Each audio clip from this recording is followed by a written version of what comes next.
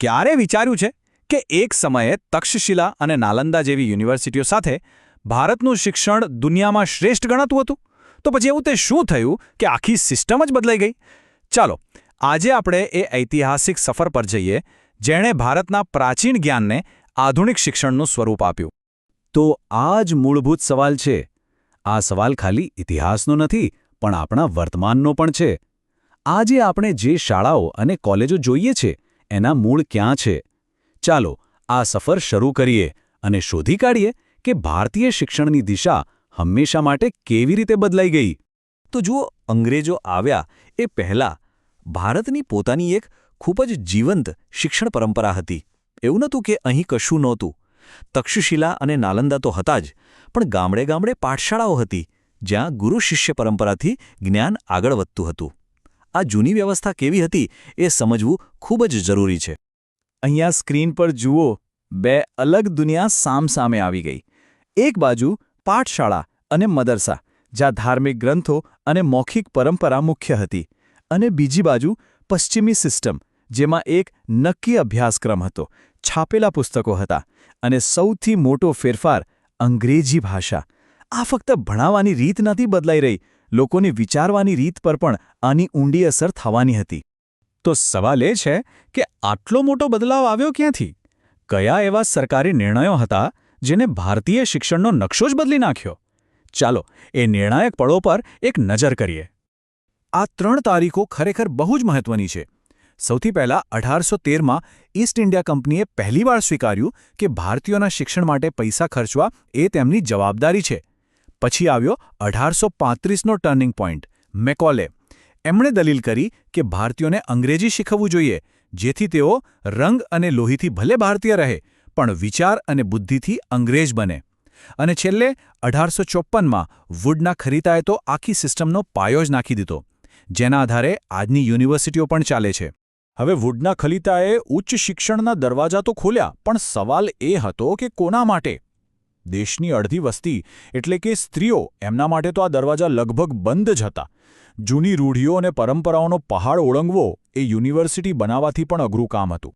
જરા વિચારો, 1857નું વર્ષ, જે વર્ષે ભારતમાં આઝાદી માટેનો પહેલો મોટો સંગ્રામ થયો. એ જ વર્ષે જ્ઞાનની એક નવી ક્રાંતિ પણ શરૂ થઈ. કલકત્તા, મુંબઈ અને મદ્રાસમાં એક સાથે 3 યુનિવર્સિટીઓ શરૂ થઈ. આ ખાલી ઇમારતો નહોતી, પણ નવા વિચારો અને એક નવા ભારતના નિર્માણનો પાયો હતો. પણ જેમ આપણે વાત કરી, યુનિવર્સિટીના દરવાજા બધા માટે ખુલ્લા નહોતા, ખાસ કરીને સ્ત્રીઓ માટે તો નહીં જ. અને આ પરિસ્થિતિ બદલવાનો પ્રયાસ કર્યો રાજા રામમોહન રોય જેવા સમાજ સુધારકોએ. એમણે ભારપૂર્વક કહ્યું કે જ્યાં સુધી સ્ત્રીઓ શિક્ષિત નહીં થાય ત્યાં સુધી દેશનો સાચો વિકાસ શક્ય જ નથી. આ આંકડો જુઓ, 4.89%, ખરેખર ચોંકાવનારો છે. આનો મતલબ એ થયો કે 1873માં ગામડાની કોઈ સ્કૂલમાં જો 100 વિદ્યાર્થીઓ ભણતા તો એમાંથી માંડ 5 છોકરીઓ પણ નહોતી.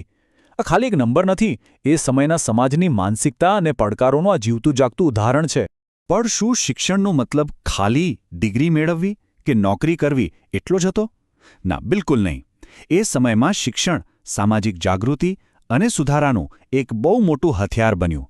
ચાલો એવા કેટલાક મહાન લોકો વિશે જાણીએ જેમણે જ્ઞાનની મશાલથી આખા સમાજને એક નવી દિશા આપી. અને આ જ તો આખી વાતનો સાર છે. જે પહેલી પેઢીએ પશ્ચિમી શિક્ષણ લીધું, એમણે જ્યારે પોતાના સમાજને નવી નજરથી જોયો ત્યારે એમને બાળલગ્ન, જાતિભેદ, અંધશ્રદ્ધા જેવી બધી સમસ્યાઓ દેખાવા લાગી. અને બસ અહીંથી જ જ્ઞાન પરિવર્તનની મશાલ બની ગયું.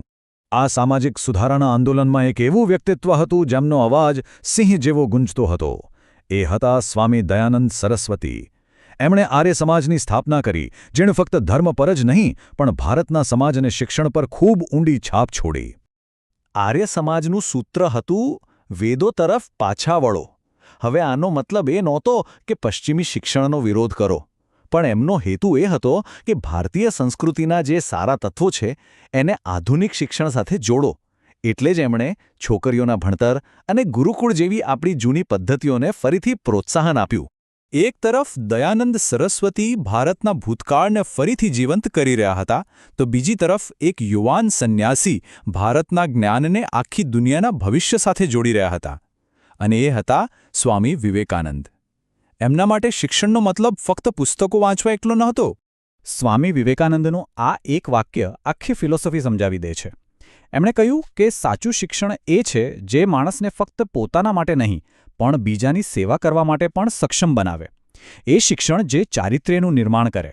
વિચારવા જેવી વાત છે કે આજનું શિક્ષણ આ માપદંડ પર કેટલું ખરું ઉતરે છે. સારું, તો આટલી લાંબી યાત્રા પછી હવે સવાલ એ થાય છે કે આ વારસો કેવો રહ્યો? અંગ્રેજોએ જે શિક્ષણ વ્યવસ્થા બનાવી એણે ભારતને શું આપ્યું અને શું છીનવી લીધું? કારણ કે એની અસર એકતરફી ન હતી, બહુ જ જટિલ હતી. આ વારસો છે ને એક બેધારી તલવાર જેવો છે. એક બાજુ એણે આપણને આધુનિક વિજ્ઞાન, તર્ક અને લોકશાહીના વિચારો આપ્યા, પણ બીજી બાજુ એ જ સિસ્ટમે આપણી અંદર એક ગુલામી માનસિકતા પણ ભરી દીધી અને આપણી પોતાની પરંપરાગત જ્ઞાન વ્યવસ્થાને હાંશિયામાં ધકેલી દીધી. આ એક એવો જટિલ વારસો છે જેની સાથે આજે પણ આપણે જીવી રહ્યા છીએ. અને અંતે આ પ્રશ્ન આપણા સૌ માટે છે. શું આજે પણ આપણી શિક્ષણ વ્યવસ્થા એ જૂના વારસાના પડછાયામાંથી પૂરેપૂરી બહાર આવી શકી છે? પરંપરા અને આધુનિકતા વચ્ચે સાચું બેલેન્સ શોધવાની આપણી કોશિશ હજુ પણ ચાલુ છે. વિચારવા જેવો સવાલ છે, ખરું ને?